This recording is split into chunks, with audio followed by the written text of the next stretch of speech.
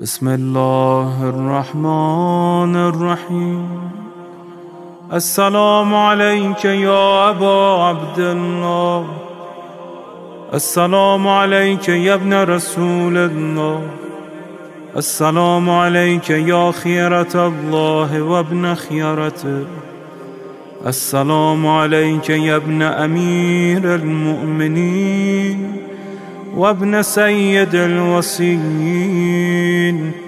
السلام عليك يا ابن فاطمة سيدة نساء العالمين، السلام عليك يا ثار الله وابن ثاره والوتر الموتور، السلام عليك وعلى الأرواح التي حلت بفنائك، عليكم مني جميعا سلام الله أبدا ما بقيت وبقي الليل والنهار.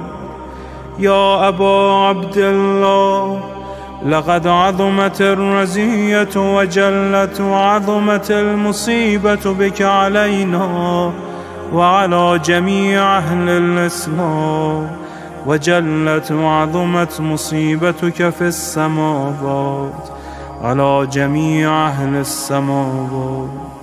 فلعن الله أمة أسست أساس الظلم والجور عليكم أهل البيت، ولعن الله أمة دفعتكم عن مقامكم وأزالتكم عن مراتبكم التي رتبكم الله فيها، ولعن الله أمة قتلتكم، ولعن الله الممهدين لهم بالتمكين من قتالكم.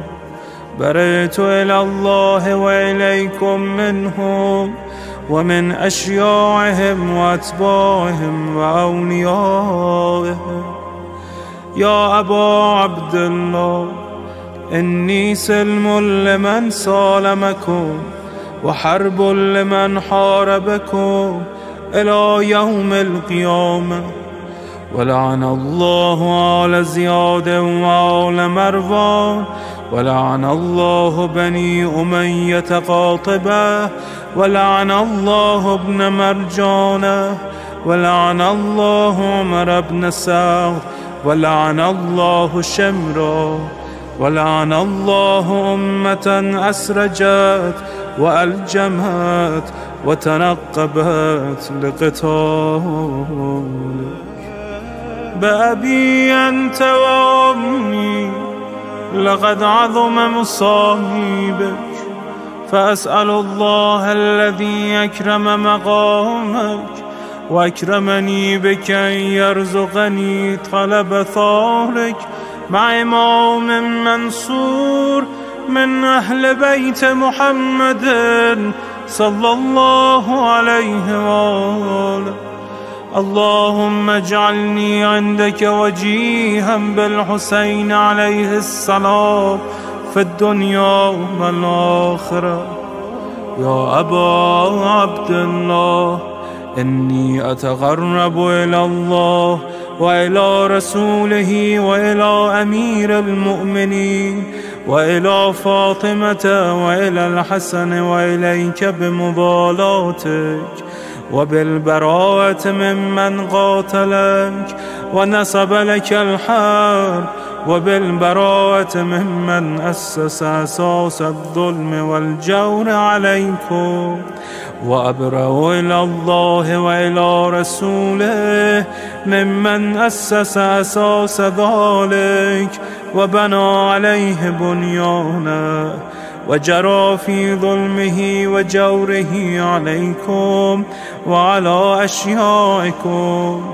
برئت إلى الله وإليكم منهم، وتقرب إلى الله ثم إليكم بمضالاتكم ومضالاة وليكم، وبالبراءة من أعدائكم والناصبين لكم الحرب، وبالبراءة من أشياعهم وأتباعهم. إني سلم لمن سالمكم، وحرب لمن حاربكم، وولي لمن والاكم، وعدو لمن عاداكم. فأسأل الله الذي يكرمني بمعرفتكم ومعرفة أوليائكم، ورزقني البراءة من أعدائكم، أن يجعلني معكم في الدنيا والآخرة، وأن يثبت لي عندكم قدم صدق في الدنيا والآخرة. وأسأله أن يبلغني المقام المحمود لكم عند الله، وأن يرزقني طلب ثاري مع إمام هدى ظاهر ناطق بالحق منكم.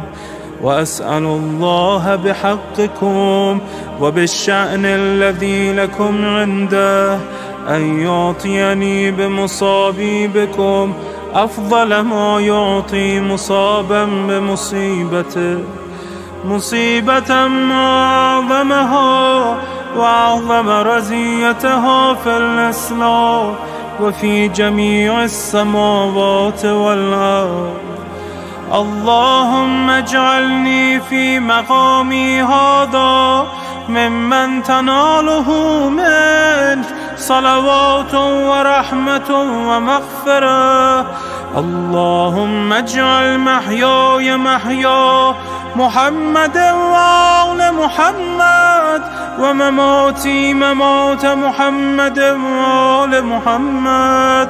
اللهم إن هذا يوم تبركت به بنو أمية وابن آكلة الأكباد، اللعين ابن اللعين على لسانك ولسان نبيك صلى الله عليه وآله، في كل موطن وموقف وقف فيه نبيك صلى الله عليه وآله. اللهم لعن أبا سفيان ومعاوية ويزيد بن معاوية، عليهم منك اللعنة أبد العابدين. وهذا يوم فرحت به آل زياد وآل مروان بقتلهم الحسين صلوات الله عليه. اللهم فضاعف عليهم اللعن منك والعذاب الأليم.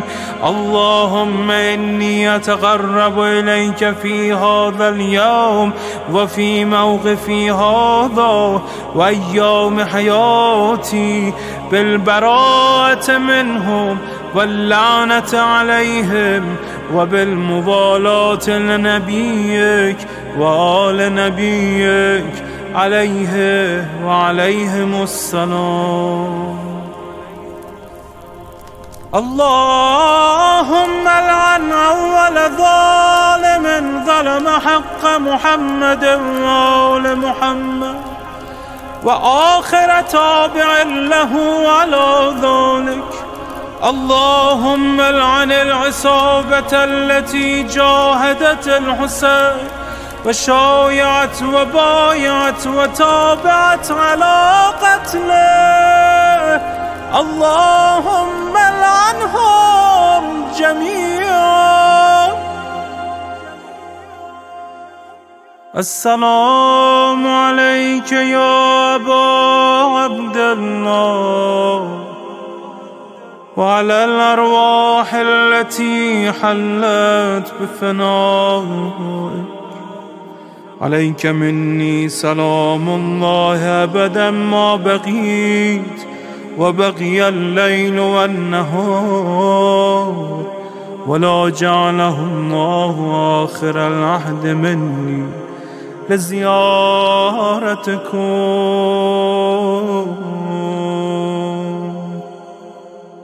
السلام على الحسين وعلى علي بن الحسين وعلى أولاد الحسين وعلى أصحاب الحسين.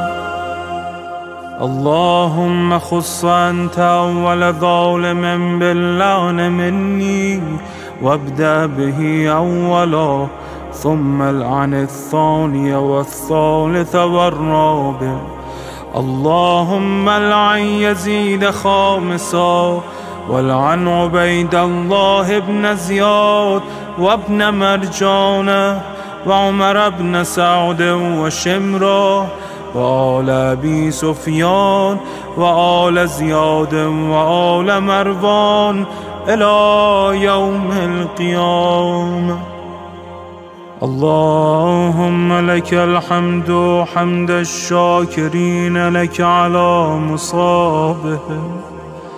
الحمد لله على عظيم رزيتي.